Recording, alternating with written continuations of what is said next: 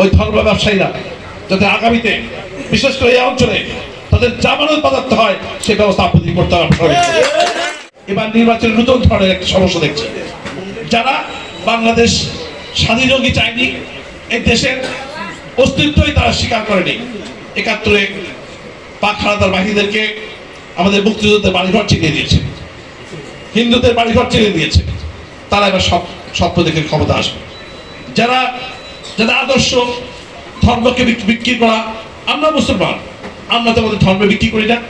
আমরা সবাই এই যে একসাথে ওই মসজিদের নাম কি যাই না, এই স্বপন হিরো আমরা সবাই একসাথে নামাজ পড়ে এখানে এসেছি। তো সমস্যাতে আপনারা করেছেন, আপনাদের সমস্যা হয়েছে, আপনারা ধর্ম পালন করেছেন, আমাদের কোনো সমস্যা আছে।